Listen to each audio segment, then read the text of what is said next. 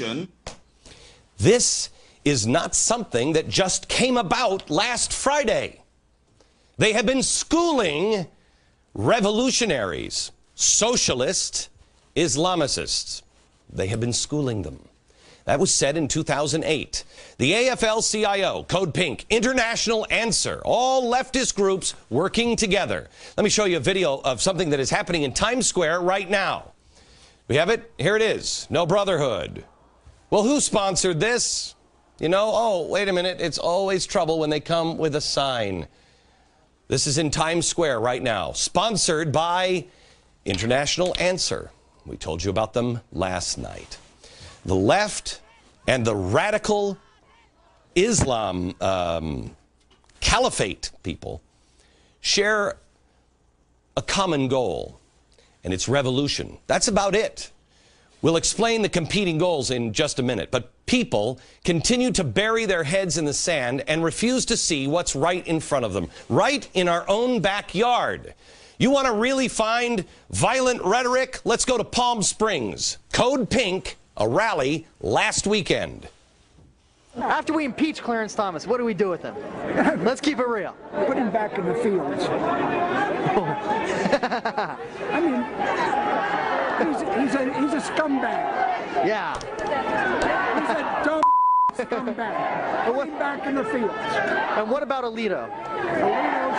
Alito should go back to Sicily. There's another lady on this same video. That goes on for about 5 minutes, too. Not just this guy. Another woman said, we played it for you last night, that Clarence Thomas's wife should also be hung. Doesn't get any more hateful. Killing a Supreme Court justice. And if that doesn't work, I'll just send him back to the plantation. You talk about violent and hateful rhetoric, that's it. A group of people with members running around saying things like this, probably also shouldn't be the one running ads on the Muslim Brotherhood website, a group that wants to prepare Egyptians for war with Israel to kill all the Jews, that says, join us in cleansing our country. This is from Code Pink. By the way, Code Pink, as we told you last night, are still in bed with unrepentant weather-ground terrorist Bill Ayers and Bernardine Dorn. These guys helped put together the flotilla with these guys and Code Pink.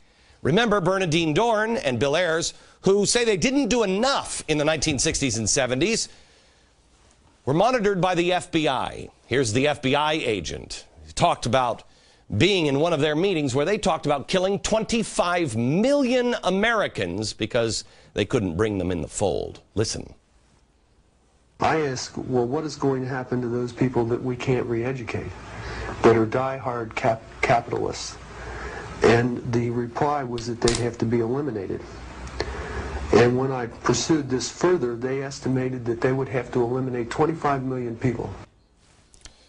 Well, that explains how those leftists can be on stage where they hear people screaming, you're going to live by the sword and die by the sword. We'll kill all the Jews. It explains it, doesn't it? Code Pink is working with Hamas, who they say guaranteed to protect them while they were in Egypt. They're there now. This discredits not only the left, but the entire media on multiple levels. The media isn't telling you any of this. Beyond that, they're dismissing anyone who does tell you these things as crazy. That's why I tell you, don't believe me, don't take me at my word. Look all of it up and look for it in their own words, not mine.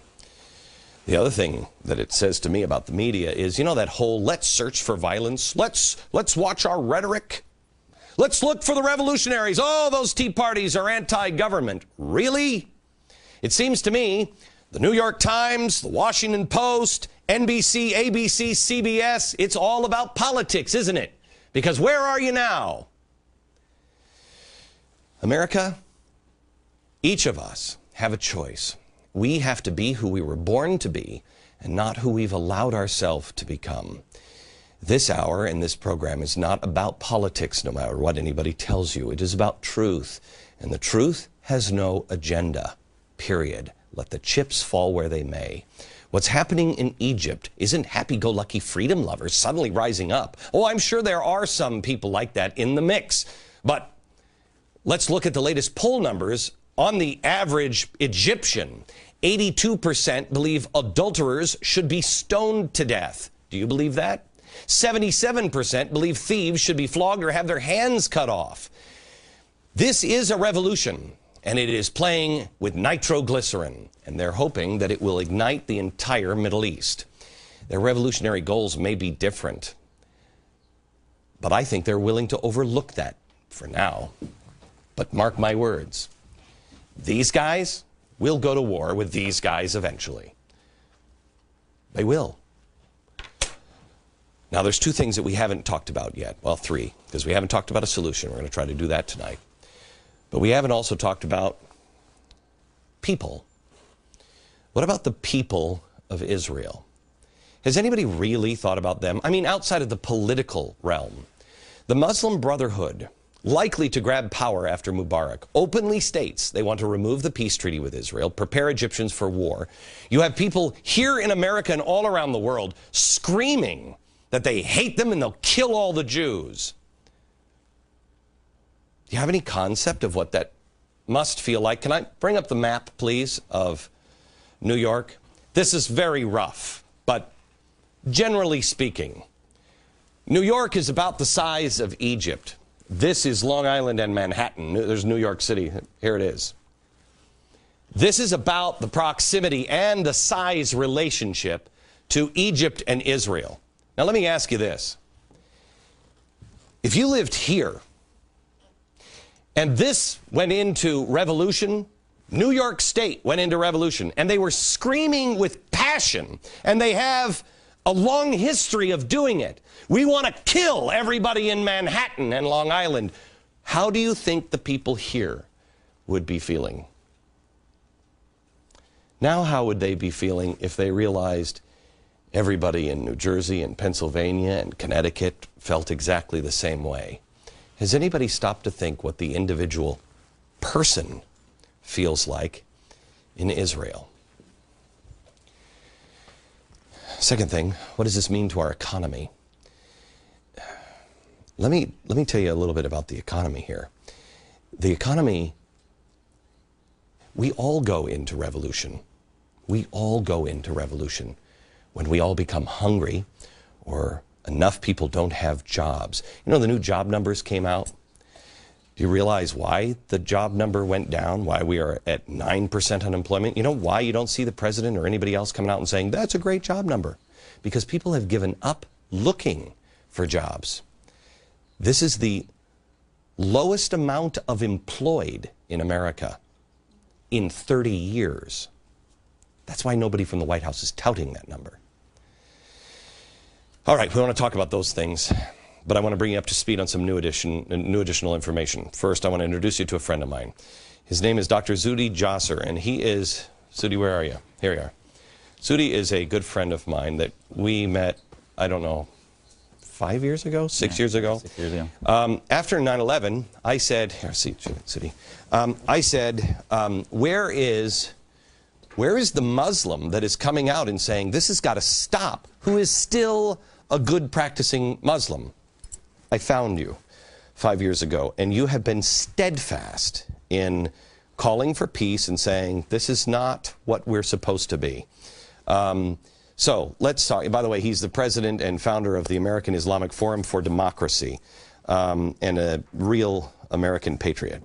So let me start here. Tell me about the Muslim Brotherhood's spiritual leader. Who is he? They have a spiritual leader right now, but the one that they really respond to, the one that says he's refused to be their spiritual leader, but really is the de facto one, is Yusuf Qaradawi. He's a little over 80 years old. He commands the attention of over 80 million Muslims a week in a program on Al Jazeera called Islam or Life and Sharia. And he's one of the main spokespeople on Al Jazeera. He has a website called Islam Online that he gives fatwas or religious rulings to. And, you know, I think that America has been asleep to the reason why some of the statistics you gave about political Islam and the influence of Islam in their life has been increasing ever more so. I mean, my family came to this country escaping two fascisms: the secular fascism of Assad and his contemporary Jamal Abdel Nasser, who created this environment in Egypt, and all these dictators in the Middle East. The other side of that coin of fascism was theocracy, the theocratic fascists like the Brotherhood. And so this is the Muslim Brotherhood, the one that they really respond to on the theocratic side. Watch this video. Here he is. اللهم خذ هذه الطغمة الباغية الطاغية اللهم عليك بهذه الطغمة اليهودية الصهيونية الباغية اللهم لا تبق لهم من باقية اللهم احصهم عددا واقتلهم بددا ولا تبق منهم أحدا. That's nothing. Wait until we show you what else he said next.